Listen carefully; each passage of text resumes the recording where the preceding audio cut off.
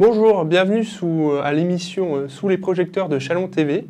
Je suis Joly Simon et je suis en présence de Bruno Jay. Bonjour. Il est professeur à l'INSPE, professeur de philosophie à l'INSPE de l'Université de Bourgogne. Et ce qui nous intéresse particulièrement aujourd'hui, c'est qu'il est aussi auteur des Vacances avec Platon. Donc pouvez-vous nous parler du livre ? Oui, avec plaisir. Donc ce livre, c'est l'aboutissement d'un projet qui remonte à vieux. Et le projet consiste dans le fait de rendre justice à une partie de la mythologie grecque qui est un peu oubliée, même beaucoup oubliée. C'est la mythologie platonicienne. Parce que Platon est bien connu comme philosophe.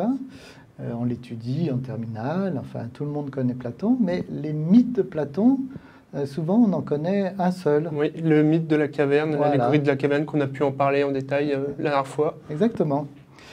Et si vous voulez, ça m'a semblé être un petit peu une injustice par rapport à l'œuvre de Platon. Certes, les mythes ne constituent pas la part la plus importante de son œuvre, mais enfin, quand même, ils sont là. Il y a 10 mythes, et 10 mythes importants et trop peu connus, à mon sens. Et donc, il y avait ça, d'une part, dans ce projet, cette idée de rendre justice à la mythologie platonicienne, injustement méconnue.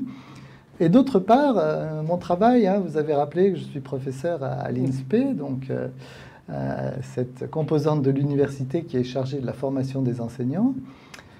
Et dans le cadre de la formation des enseignants, et en tant que prof de philosophie, il m'est amené de participer à des actions de formation visant à mettre en place en classe des dispositifs qu'on appelle débats à visée philosophique ou des dispositifs d'éveil de la pensée réflexive pour les enfants.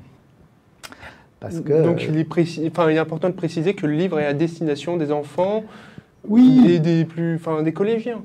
Voilà, l'idée c'est la fin de l'école primaire, le collège.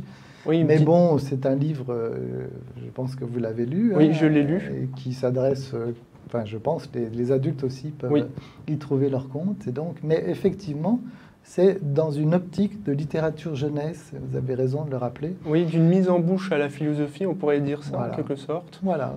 Pour une entrée mise en bouche, c'est une bonne image, pour une entrée en douceur dans l'univers de la philosophie et des grands philosophes, et peut-être un des plus grands, en tout cas le tout premier à avoir fait œuvre, à avoir écrit des livres de philosophie, Platon, qui vivait à Athènes au IVe siècle avant Jésus-Christ. Du coup, vous pouvez nous résumer comment se décrit l'histoire, juste comment vous mettez en place justement le résumé de ces mythes Oui, bien sûr. Écoutez, pour que j'ai imaginé une trame narrative pour que ce ne soit pas juste une juxtaposition des 10 mythes de l'œuvre platonicienne. Donc voilà, j'ai imaginé une famille, 3 enfants. Voilà, le plus jeune est à l'école élémentaire, à l'école primaire, et la plus âgée est en fin de collège, on va dire.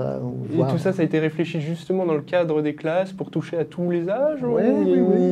Voilà, il y a une petite réflexion par rapport à ça? Oui, bien sûr, oui, tout à fait. Donc voilà, cette famille est en vacances en Grèce, sur une île perdue, sans connexion, et les veillées le soir. Comme il n'y a pas moyen de faire autre chose, il n'y a pas de télévision, il n'y a pas d'Internet, il n'y a pas... Voilà, donc les veillées le soir, c'est les parents, on peut imaginer peut-être qu'ils sont... Oui, parce que c'est très ancré aussi, pour les enfants, pour tous les âges, justement, c'est très ancré dans notre génération, avec Internet, justement, les pensées des enfants, maintenant, je dirais... Et j'ai moi-même eu des enfants. Donc c'est une certaine inspiration quand même pour votre livre, du coup. Voilà. Enfants, neveux et nièces qui sont dans ces âges-là. Et du coup, effectivement, bien sûr, je m'en suis très très largement inspiré de ces enfants qui m'entourent. Pour les répartis, voilà, c'est sûr. Et du coup, c'est pas votre première œuvre. Vous en avez fait 6 autres avant, c'est ça? Alors, de mythes, moi j'ai écrit des livres depuis... mes premiers livres sont parus il y a longtemps aux éditions Plein Feu, un éditeur de philosophie nantais. Donc là, j'ai publié 3 livres aux éditions Plein Feu. Puis, fort de cette expérience de publication, parce que je me suis lié d'amitié avec l'éditeur, là, Didier Périgoire, à l'époque. Donc ça remonte au siècle dernier. Du coup, ça m'avait donné un petit peu l'envie de moi-même me lancer là-dedans. Et comme je cherchais à construire des supports pour mes étudiants pour la classe, donc les mythes de Platon adaptés en littérature jeunesse, pour que mes étudiants stagiaires dans les classes de l'école primaire puissent les utiliser, j'ai eu cette idée de faire un livre, de monter une maison d'édition, loi 1901, donc à but non lucratif. Les éditions du Cheval Vert, voilà, justement. Les éditions du Cheval Vert. Donc voilà, c'est né comme ça de la conjonction entre un souci d'ordre professionnel, permettre à mes étudiants qui le souhaiteraient d'avoir un support pour travailler en classe des textes du corpus philosophique. C'était au départ pas seulement les mythes platoniciens. En fait, ça s'est pas mal réduit aux mythes platoniciens.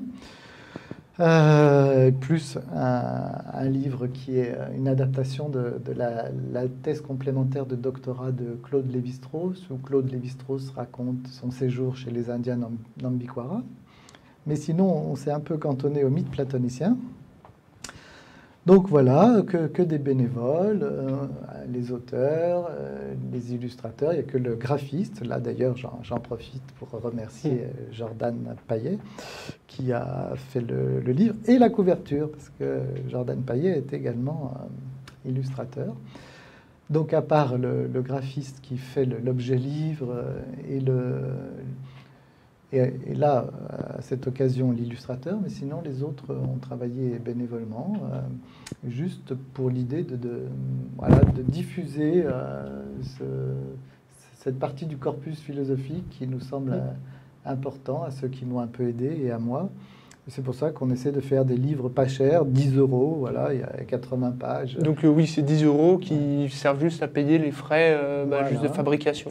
Et puis si ça marche... Alors, si ça marche bien, ça permet de cumuler un petit trésor de guerre pour faire un prochain livre. Si ça marche mal, au départ, c'est moi qui ai avancé l'argent. Donc, parlons pas de malheur. Mais il y a, en fait, les éditions du Cheval Vert ont assez bien marché grâce à 2 titres. L'adaptation de l'allégorie de la caverne, qui a été republié, réédité 4 fois, qui a été finaliste du prix Michel Tournier en 2017, je crois. Et puis l'Anneau de Gigès, l'adaptation de l'Anneau de Gigès, qui a eu aussi un beau succès, puisque... Qu'on peut retrouver dans le livre, justement. Oui, ils y sont tous. Dans celui-là, ils y sont tous. Au départ, au Cheval Vert, on faisait un mythe, un livre. Je expliquerai pourquoi on a basculé sur cette formule-là. Je peux en parler tout de suite. C'est comme vous le souhaitez, vous n'êtes pas obligé. Si vous trouvez que c'est trop contraignant, on peut passer à autre chose. Non, allez-y, guidez-moi. Donc j'ai pu voir aussi ce qui était intéressant dans votre livre, c'est que au-delà du mythe, il y a aussi des petites anecdotes que j'ai bien aimées. Je veux dire, sur la vie de Platon, sur la pensée des Grecs, justement, sur l'idée de la beauté, qui fait que la beauté, c'est ce qui nous rend bon, en quelque sorte. Enfin, on est bon parce qu'on est beau, en quelque sorte, si je puis résumer. Ah oui, la beauté chez les Grecs. Chez les Grecs, le beau et le bien étaient associés. Il y avait un concept qui s'appelait kalos kagatos. Côté adulte, il y a le mythe, puis il y a aussi les petites anecdotes que j'ai bien retenues par rapport à Socrate, la place, parce que Platon il écrit beaucoup, Socrate on n'a aucun écrit, à ce que je peux comprendre dans le livre. Et je trouvais que c'était un livre très intéressant par rapport à ces anecdotes aussi. Il y en a, ça reste aussi, il faut préciser que ça reste des mythes qui restent dans l'actualité. Alors je sais... Tout à l'heure, vous voulez peut-être faire une lecture, mais il y a un mythe qui me tient particulièrement à cœur, c'était le dernier, où on est vraiment dans l'actualité, le mythe de Thoth. Autour, avec les fake news, nos confrères américains, comme ils disaient. Oui, c'est vrai que je n'avais pas fait le lien avec les fake news, mais c'est intéressant ce que vous Je dites, pensais que donc, c'était purement d'actualité, dans le sens où ouais. la remise de l'écriture, où il faut qu'on remette un peu en cause ce qui a Ouais. été fait, et qu'on a tendance à suivre. Mais il faut peut-être raconter aux gens qui regardent le mythe de Teut. Vous voulez le faire ou... Je vous laisse, c'est votre livre. Et je ne sais pas si je vais le lire, parce qu'en fait, c'est difficile à lire au sens où c'est dialogué, puisque en fait, c'est un dialogue entre les parents et leurs Alors enfants. lisons purement le mythe au-delà. Le mythe, Quoique lisons peut-être tout pour qu'ils puissent comprendre le contexte, enfin comment se Non, déroule en fait, un... le mythe de Teut, je m'aperçois, là, il n'est pas trop dialogué, parce que Mais c'est pour dans ça le qu'il livre, c'est bien on a d'en dit- parler. on a Alors distingué- pointez-le aux caméras justement. Donc c'est un livre, il n'y a pas d'image, mais c'est un livre qui se lit très bien. Il y a un code couleur qui permet de comprendre comment, où il y a les dialogues entre les enfants, les parents, et où il y a le mythe justement. Voilà. Donc ici, on voit qu'effectivement, là, il y a un petit propos introductif de couleur marine. Ensuite, il y a la trame narrative qui est en noir. Et quand on entre dans le mythe lui-même, c'est-à-dire le texte de Platon, simplement tout à fait respecté, mais adapté pour qu'il soit lisible par tous, parce que des fois, dans l'œuvre platonicienne, c'est pas hyper simple. Donc là, effectivement, celui-là n'est pas trop dialogué, donc je peux le lire si vous J'ai voulez. bien choisi. Ouais. Si ça vous semble pas trop long.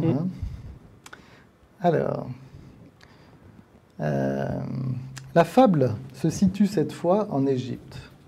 En ces temps très anciens, vivait dans ce pays le dieu Teut. Teut était un inventeur génial et très actif. On pourrait dire un géotrouve-tout divin. C'est à lui, dit la fable, que l'on doit l'invention du nombre, du calcul, de la géométrie, de l'astronomie, des dés, etc. Mais la plus importante de toutes ces inventions est sans doute l'invention de l'écriture. Une fois qu'il eut inventé l'écriture, Teut s'en alla tout fier proposer son invention au grand roi d'Égypte, qui à ce moment-là s'appelait Thammuz. Mais Thammuz, après avoir entendu Teut lui vanter les mérites de son invention, n'eut pas du tout la réaction à laquelle ce dernier s'attendait. Voilà le discours qu'il lui fit pour expliquer son manque d'enthousiasme devant cette invention particulière, l'écriture. Teut, tu es un inventeur divin. Il ne pouvait pas mieux dire, puisqu'en effet, Teut était un dieu. Un inventeur divin et sans rival. Mais si ton pouvoir d'invention est immense et nous émerveille, ton pouvoir d'évaluer les conséquences de tes inventions, lui, n'est pas très brillant. Un roi comme moi serait bien incapable d'inventer la plus petite de toutes tes inventions. Par contre, le pouvoir d'un roi est de juger si les inventions que proposent les inventeurs seront véritablement utiles à son peuple. Or, si de toutes tes inventions, l'écriture est celle dont tu es le plus fier, je ne suis pas sûr pour autant qu'elle soit toujours aussi utile que tu le prétends. L'écriture, dis-tu, donnera à mon peuple un grand pouvoir, puisque grâce à elle, plus rien ne sera oublié. Ni les souvenirs personnels, ni les savoirs que les hommes bâtissent. Ceux-ci pourront se transmettre de génération en génération le plus facilement du monde, sans qu'il soit besoin, une fois que l'oubli a fait son travail, de redécouvrir ce qui a déjà été découvert par le passé. Mais moi, je te le dis, si l'écriture est censée porter secours à la mémoire, souvent défaillante des hommes, ne risque-t-elle pas de la rendre encore plus défaillante ? Car si nous pouvons toujours nous reposer sur l'écriture, il y a fort à parier que les hommes utiliseront de moins en moins leur mémoire, et que celle-ci s'atrophiera au fur et à mesure que l'écriture progressera. La mémoire a besoin d'un exercice régulier. Si tu ne t'entraînes plus à mémoriser, tu te condamnes à dépendre d'écrits extérieurs à toi-même, sans que tu puisses même te souvenir si l'auteur des écrits que tu consultes est digne de confiance. Celui qui n'utilise pas sa mémoire est condamné à s'éloigner de lui-même, à s'éloigner de la vérité qui repose au-dedans de lui-même. Mais il y a plus grave encore, me semble-t-il. Tu dis que l'écriture rendra les hommes plus savants, puisqu'ils pourront sans cesse s'approprier les savoirs accumulés dans les livres. J'ai peur, pour ma part, que l'écriture donne naissance à une nouvelle race de savants, à une race de monstres, une race d'hommes qui se prétendent savants alors qu'ils n'ont que l'illusion du savoir. Je vois en effet des hommes accumulant les connaissances sans être capables de distinguer parmi toutes les connaissances celles qui sont véritablement utiles et celles qui ne le sont pas. Un tel savoir ne vaut pas grand-chose. Il ne consistera bien souvent qu'en une nouvelle forme d'ignorance. Il n'y aura d'ailleurs plus d'élèves puisqu'il n'y aura plus de maîtres.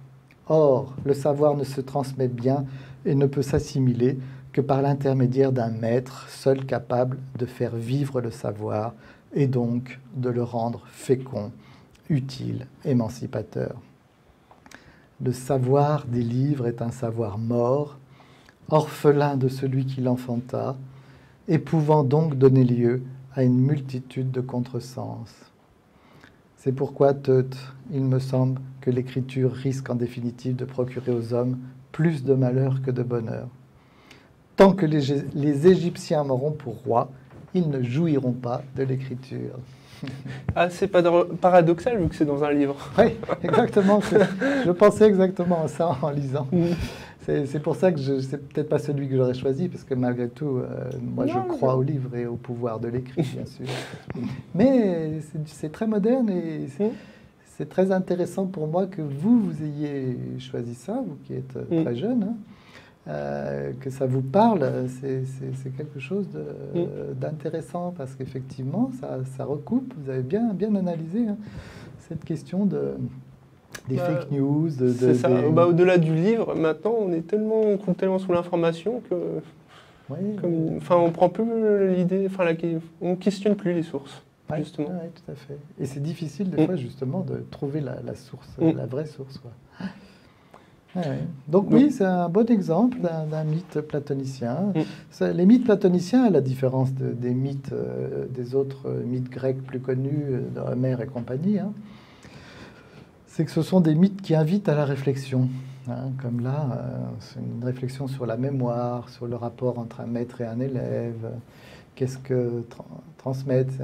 C'est un mythe intéressant aussi pour un enseignant. C'est-à-dire, effectivement, est-ce que ça revient au même le distanciel ou les cours sur polycopier, que d'avoir en face de soi un prof imparfait, peut-être qui se trompe même des fois, mais enfin qui est là, présent, qui répond en quelque sorte de ce qu'il dit et qui, de ce fait, je pense, permet de rendre vivante une pensée, un patrimoine culturel. Ouais. Donc dans ce livre, il y en a 10, il me semble, 10 mythes que vous abordez, des mythes intemporels, comme on peut en voir, justement. Et il y a la fameuse grotte de Platon, il y a le mythe d'Air. Le mythe d'Air, oui. Il y a les 10 mythes de Platon, il n'y en a pas d'autres. Enfin, donc celui que j'ai pris, c'est peut-être le moins connu, peut-être, des 10 ? Un des moins connus, oui. Mais le plus intéressant, je trouvais. Mais... ça dépend des personnes. Oui. Mais vous avez raison, et d'ailleurs, ce que vous me dites me semble doublement intéressant, parce que souvent, quand je donne à mes étudiants le choix, quand on va faire, par exemple, un travail sur un mythe de Platon dans une classe de l'école primaire, quand je leur donne le choix, je leur dis de choisir un mythe qui leur plaît, c'est pas rare qu'ils prennent le mythe de Teut, vous voyez ? D'accord. Ça doit être générationnel. J'ai un esprit de... Donc, pouvez-vous nous donner un contexte justement de cette interaction entre les deux parents, de comment se déroule une histoire au-delà des mythes? Voilà, bien sûr. Alors, c'est plus une interaction entre les parents et leurs enfants qu'une interaction entre les deux parents, bien sûr. Donc, on peut lire le début. Il y a une petite introduction au projet du livre, et puis qui situe les personnages là, pendant leurs vacances. Et puis ensuite, il y a pour chaque mythe, il y a une petite introduction. Là, on peut faire celle de l'allégorie de la caverne. Donc, tout est calme dans la petite maison de nos vacanciers. Les serviettes de plage et les maillots de bain sèchent sur la terrasse.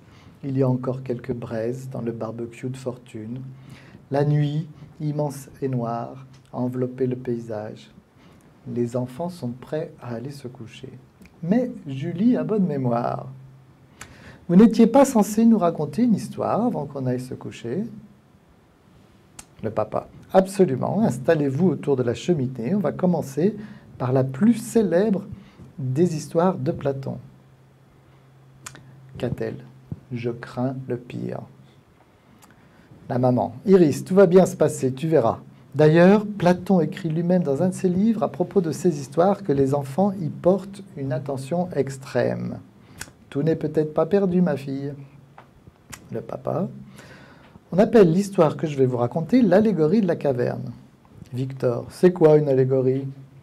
Le papa, ça raconte une histoire imaginée, mais pas seulement pour nous distraire, pour nous faire réfléchir aussi, pour nous amener à nous poser des questions, à mieux comprendre la vie que nous vivons.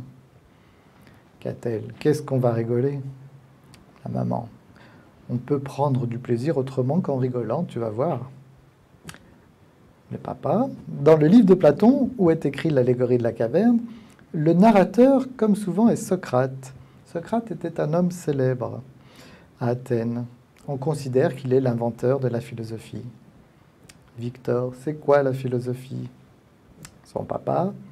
Patiente un peu. L'allégorie de la caverne répond à cette question, tu verras. Socrate donc avait beaucoup d'admirateurs, surtout parmi les jeunes, mais aussi beaucoup d'ennemis puissants. Si puissants qu'ils ont fini par réussir à se débarrasser de lui, ils l'ont fait condamner à mort, au prétexte qu'il corrompait la jeunesse et qu'il n'était pas suffisamment respectueux des croyances de l'époque. Qu'a-t-elle? C'est gai, ça commence bien. Julie. Ça n'est pas lui qui a été condamné à boire du poison? Le papa. Exactement, de la ciguë. Il y a beaucoup de tableaux qui représentent cette scène, notamment un de David qu'on ira voir ensemble. Qu'a-t-elle? J'en rêvais. Le papa. L'injustice de la mort de Socrate a bouleversé ses admirateurs, et en particulier l'un d'entre eux. Il en est tombé malade et n'a même pas pu être présent au moment où Socrate a bu la ciguë. Vous devinez de qui il s'agit? De Platon. Bravo. Pour réparer l'injustice de cette mort, pour rendre hommage à son maître vénéré, peut-être aussi pour soulager sa culpabilité de ne pas avoir été capable d'être présent dans les derniers instants de Socrate, le jeune Platon, il n'a que 28 ans, qu'a-t-elle? Un vieux, quoi. Le papa décide de consacrer sa vie à mettre sur le papier les paroles de Socrate, à faire revivre par l'écriture ses idées, cette façon particulière, philosophique, de vivre et de penser. Ainsi, dans ce livre qui s'appelle La République, c'est Socrate qui raconte l'allégorie de la caverne. Et il ne la raconte pas à n'importe qui, à Glaucon, le propre frère de Platon. Eh oui, vous êtes prêts pour l'allégorie? On y va. Yes, dad. Voilà le genre d'introduction. Un bel exemple de ce que je disais par rapport aux anecdotes qu'on peut trouver sur ce livre. Et puis, c'est un livre destiné à toute personne, autant les plus jeunes que les plus anciens. Voilà, il y a 3 enfants. Alors, il y a celle qui s'appelle dans le livre Qu'a-t-elle, qui est la rebelle, quoi, l'ado qui est contente de rien, quoi, du moment qu'elle ne peut pas se connecter à Internet, elle est furieuse, et donc elle critique, mais avec intelligence. Il y a Victor qui est le gros bébé un peu naïf, qui pose les questions un peu naïves, et Julie qui est la grande fille un peu sage. Alors, les répliques sont en fonction de la personnalité de chacun des enfants. Mais c'est les répliques de Qu'a-t-elle qui sont un peu mordantes, qui sont les plus drôles. C'était ça l'idée, voilà. D'accord. C'était Bruno Jay, auteur des Vacances avec Platon, à l'édition du Cheval Vert. Vous pouvez trouver ce livre dans les différentes librairies, en particulier Mandragore. À la Mandragore à Chalon. Mandragore de Chalon.